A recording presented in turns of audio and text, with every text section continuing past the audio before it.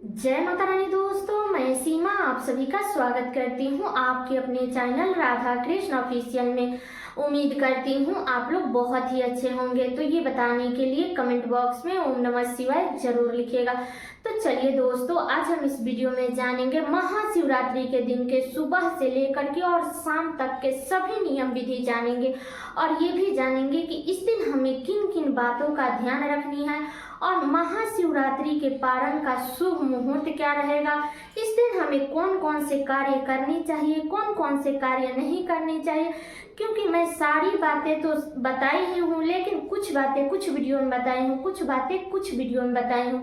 इसलिए सोची कि चलो सभी बातें एक ही वीडियो में शेयर कर देती हूँ। तो आप लोग वीडियो को पूरा जरूर देखिएगा और चैनल पे नए हैं तो चैनल को सब्सक्राइब और वीडियो को लाइक जरूर कर दीजिएगा। तो चलिए शुरू करते हैं वीडियो और जान लेते हैं सभी महत्वपूर्ण बातें। तो सबसे पहले बता दूं दोस्तों कि महाशिवरात्रि का व्रत फाल्गुन मास के कृष्ण पक्ष में महाशिवरात्रि का व्रत रखा जाता है, जो कि अब की बार साल 2025 में 26 फरवरी को रखा जाएगा। दिन है बुधवार, ठीक है। और बता दूं कि इस दिन प्रयागराज में महाकुंभ का यानी कि शाही स्नान अंतिम स्नान है। तो इस दिन जो लोग भी प्रयागराज में स्नान करने जाना चाहते हैं तो वो लोग जा सकते हैं, ठीक है। और बता दूं कि महाशिवरात्रि के दिन सबसे पहले तो हमें सुबह में जल्दी उठना चाहिए। कोई भी व्रत त्योहार हो उसमें हमें सुबह में जल्दी उठना चाहिए। तो आप लोग सुबह में जल्दी उठ जाइएगा और एक बात का ध्यान रखिएगा कि जब तक आप लोग शिव जी का अभिषेक नहीं कर लेते हैं तब तक आपको मुख में चाय पानी ये सब नहीं डालना है। इस बात का ध्यान रखिएगा। जितना सुबह हो सके उतना सुबह में उठ करके स्नान करके इसके बाद में शिव जी का अभिषेक करके तभी आप लोग मुख में कुछ भी डालिएगा, ठीक है। तो बता दो कि महाशिवरात्रि के दिन सुबह में जल्दी उठ जाइएगा और जो भी आपके घर का कार्य है, झाड़ू पोछा बर्तन जो भी कार्य है आप लोग कर लीजिएगा, ठीक है। थोड़ा सा जल्दी उठ जाइएगा, सारे कार्य हो जाएंगे। वैसे अब तो इतना ठंडी भी नहीं पड़ रही है। इसके बाद आप लोग दातुन से मुख धोइएगा या नया ब्रश से ब्रश कीजिएगा, लेकिन जूठा ब्रश से ब्रश इस दिन मत कीजिएगा। ना ही शिवरात्रि के दिन और ना ही शिवरात्रि के अगले दिन यानी पारण के दिन भी, दोनों दिन आप लोग कोशिश कीजिएगा।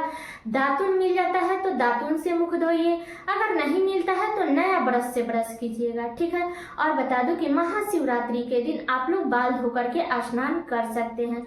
स्नान करने के बाद में आप लोग कोई भी धुला फीचा वस्त्र साफ स्वच्छ पहन लीजिएगा। लाल पीला काला ब्लू या मतलब कि व्हाइट कलर पे ये सब कलर आप लोग मत पहनिएगा। लाल पीला वस्त्र धारण कर लीजिएगा, ठीक है।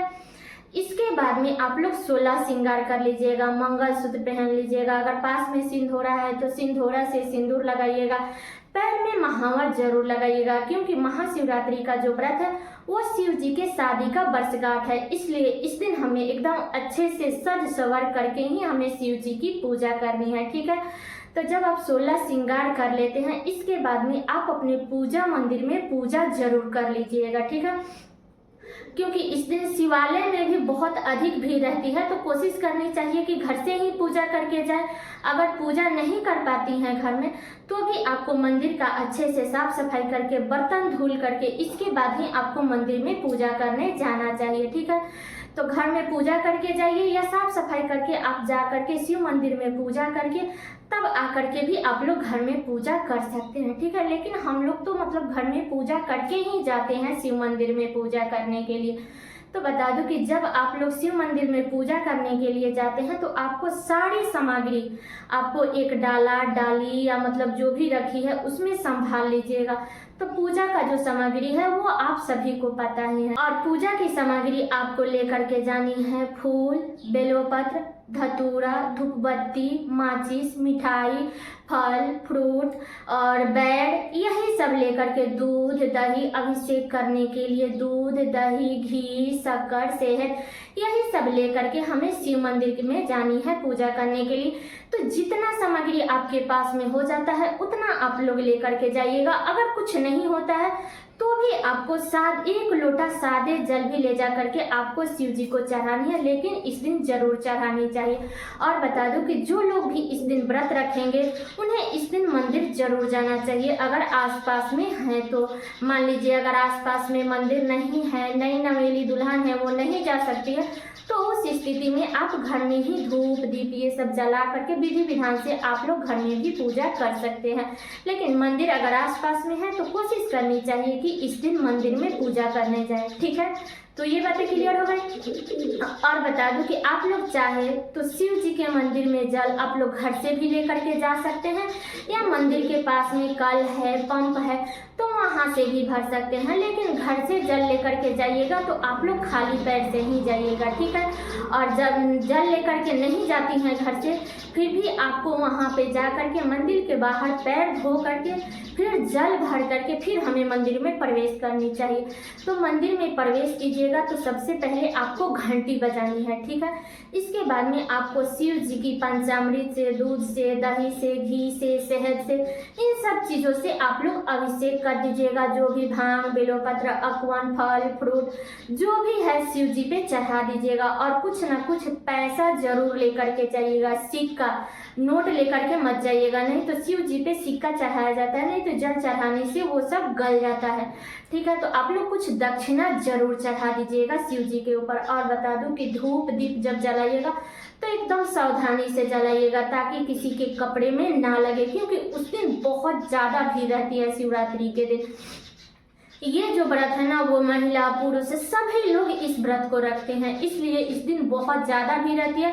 तो आप लोग बचा करके पूजा कीजिएगा, और जितना सुबह में आप लोग पूजा कर लेंगे ना, उतना ही ज़्यादा थोड़ा सा मंदिर खाली मिलता है। इसलिए आप लोग कोशिश कीजिएगा कि सुबह में जा करके पूजा करें। ठीक है, तो वहाँ पे जब आप लोग धूप दीप सारे चीज़ अर्पित करके शिव जी की पूजा विधि विधान से कर लेते हैं, इसके बाद में आपको शिव जी का परिछावन करनी है। इसके बाद आपको शिव जी के पास में मुड़ी पटक करके प्रणाम करनी है। वहाँ पे नंदी जी है तो नंदी जी को भी आप लोग पूजा पाठ कर लीजिएगा, और जो ही आपकी कामना है वो आप लोग नंदी जी के कान में कह दीजिएगा। ठीक है, और बता दूं कि एक बिल्व पत्र पर आप लोग अपने पति के लिए, बच्चे के लिए शिवलिंग पर लगा हुआ चंदन उठा करके जरूर लाइएगा अपने पति को लगाने के लिए। नहीं तो अगर पास में साथ में गए हैं तो आप लोग वहीं पे लगा दीजिएगा। ठीक है, क्योंकि शिव जी का जो चंदन होता है ना, वो ठंडा होता है, और भगवान की कृपा हमेशा मतलब कि हमारे पति के ऊपर बना रहता है। इसलिए उस दिन आप लोग अपने पति को चंदन जरूर लगाइएगा। ठीक है, तो मंदिर में जब आप विधि विधान से पूजा कर लेती हैं, इसके बाद में अगर आप घर में पूजा करके नहीं गई हैं तो आपको घर में पूजा कर लेनी है। और बता दो कि इस दिन श्रृंगार का सामान आप लोग जरूर चढ़ाइएगा। अगर पार्वती माता अगर मंदिर में है तो वहाँ भी चढ़ा सकते हैं, या अगर मंदिर में नहीं है तो आप अपने घर में भी चढ़ा सकते हैं। आप चाहे तो दो दो श्रृंगार के सामान चढ़ा ले, एक पंडित ब्राह्मण को दान कर दीजिए, या वहीं पार्वती जी के पास में छोड़ दीजिए, और एक एक अपने लिए उठा करके ला सकती है, या सिर्फ अपने लिए भी चढ़ा सकती हैं, कोई दिक्कत नहीं है। ठीक है, और बता दो कि बहुत सारे लोग हैं जो शादी को लेकर के मतलब कि अपना गठबंधन करते हैं, तो अगर मूर्ति पास में है तो आप लोग गठबंधन जरूर कर दीजिएगा। ठीक है, तो ये बातें क्लियर हो गई। इसके बाद में आप अपने घर में आ करके विधि विधान से पूजा कर लीजिएगा। इस दिन एक अखंड ज्योत आप अपने मंदिर में जला करके जरूर रखिएगा। ठीक है, और बता दूं कि जब आप पूजा पाठ कर लेती है, इसके बाद में आपको पति को चंदन लगानी है। अगर पति वहाँ पे है तो आपको प्रणाम करनी है घर में आकर के, क्योंकि हमारे महादेव खुश तो वो भी महादेव खुश, तो इसलिए हमें अपने महादेव जी को खुश करनी है। और नहीं तो अगर ऑफिस चले गए हैं तो शाम में आएंगे तो आप लोग शाम में भी प्रणाम कीजिएगा, लेकिन इस दिन प्रणाम जरूर कीजिएगा। ठीक है, तो ये दो कार्य करने के बाद ही हमें मुख में कुछ भी डालनी चाहिए। फल फ्रूट, ड्राई फ्रूट, साबूदाना, शकरकंद, केला, मतलब कि कुछ भी आप लोग फलाहार में खा सकते हैं, सिर्फ अन्न और नमक छोड़ करके। ठीक है, और ये भी नियम नहीं है कि हम इतनी बार फलाहार करेंगे या इतनी बार फलाहार करेंगे। आप जितना बार चाहे उतना बार कर सकते हैं, लेकिन व्रत किए हैं तो थोड़ा सा कष्ट उठाना चाहिए। ऐसा नहीं है कि हम दिन भर खाते रहे, थोड़ा सा भी एहसास ना हो कि हम व्रत किए हैं। तो ऐसे भी हमें ज़्यादा भी नहीं खानी चाहिए और इतना भी कम नहीं खानी चाहिए जिससे कि हमारी तबीयत खराब हो जाए। ठीक है, और बहुत सारे लोग बोलते हैं कि हम तो दिन में फलाहार कर लिए हैं तो क्या रात में नमक खा सकते हैं? तो जी नहीं, रात में आप लोग मीठा भोजन हो, नमक हो, मतलब अब वैसा इमरजेंसी है, शुगर के पेशेंट वाले लोग हैं तो वो लोग सेंधा नमक खा सकते हैं, लेकिन आप लोग नमक ना खाएं, अन्न ना खाएं तो सबसे अच्छा रहेगा। आप लोग मीठा भी भोजन मत कीजिएगा। ठीक है, तो ये बातें क्लियर हो गए। इसके बाद में बता दूं कि जो भी प्रेग्नेंट महिला है उसे इस दिन कोशिश करनी चाहिए कि व्रत नहीं रखनी चाहिए। अगर आपके डॉक्टर हर चीज नॉर्मल बताया है कि सब चीज अच्छा है, तब आप लोग रख सकते हैं। ऐसे ही खाने पीने वाला व्रत है तो आप लोग रख सकते हैं। लेकिन अगर आपको किसी भी प्रकार का कोई प्रॉब्लम है तो आप लोग इस व्रत को मत रखिएगा, ठीक है। ऐसे आप लोग विधि विधान से पूजा कीजिएगा, 16 श्रृंगार कीजिएगा, हर कार्य अपने घर में कीजिएगा। प्रेग्नेंट महिला शिवलिंग में जल नहीं चढ़ाती है, शिव जी को स्पर्श नहीं करती है, इस बात का ध्यान रखिएगा, ठीक है। तो आप देख लीजिएगा, अगर आपका सब चीज नॉर्मल है तो आप कर सकती हैं व्रत। अगर नॉर्मल नहीं है, डॉक्टर अगर फास्टिंग रखने से मना किया है तो आपको नहीं रखना चाहिए। खुद के साथ साथ आपके अंदर जो पल रहा है उसका भी हमें ध्यान रखनी है, ठीक है। अगली बातें बता दूं, और दोस्तों अगर आप लोग चैनल पे नए हैं तो चैनल को सब्सक्राइब और वीडियो को लाइक जरूर कर दीजिएगा।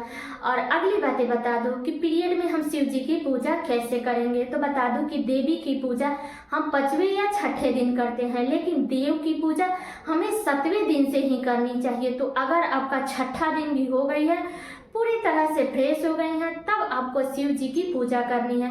नहीं तो आप लोग ऐसे व्रत धारण कीजिएगा, बाकी आप लोग पूजा पाठ ये सब कार्य मत कीजिएगा, ठीक है। आप अपने पति से, बच्चे से भोग लगवा दीजिएगा, घंटी बजवा दीजिएगा, लेकिन खुद भोग या कुछ भी मतलब कि ये सब चीजें आप लोग मत छुइएगा। जो भी भोग प्रसाद का सामग्री है वो बच्चे या पति सिर्फ घंटी भी बजा देंगे ना भोग लगा करके, वही बहुत बड़ी बात है, ठीक है।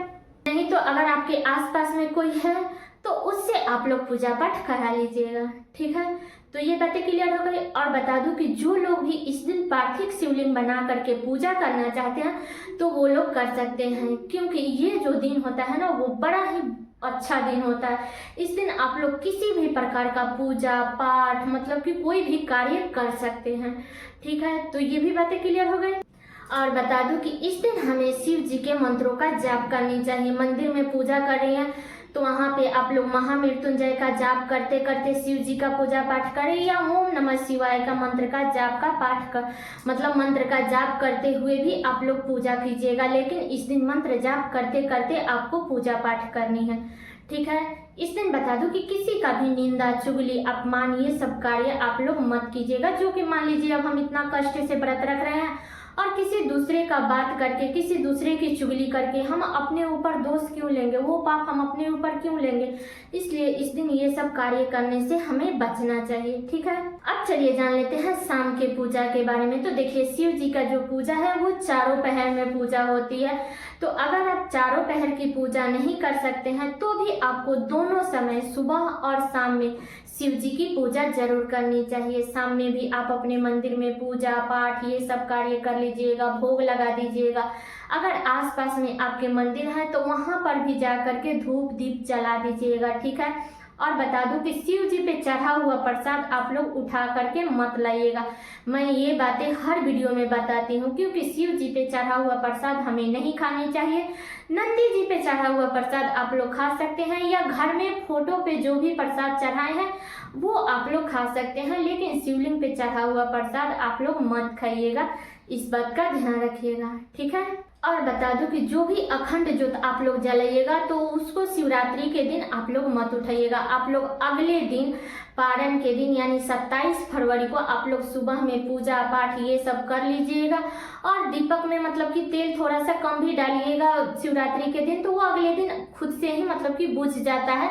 तो इसलिए आप लोग खुद से ना बुझाए, तेल नहीं डालिएगा तो वो लोग तो अगर आप तेल उसमें नहीं डालेंगे तो वो थोड़ी देर में मतलब कि बुझ जाएगा। तो आप लोग खुद से मत बुझाइएगा, ठीक है।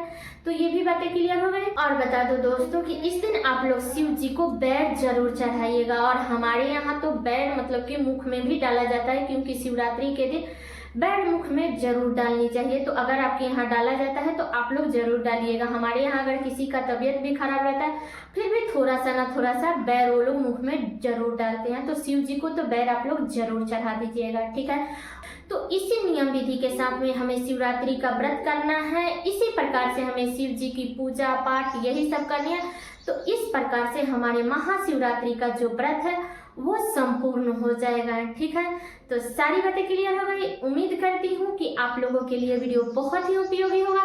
तो ये वीडियो मेरा यहीं तक का था। कैसा लगा ये वीडियो आप लोग कमेंट करके जरूर बताइएगा।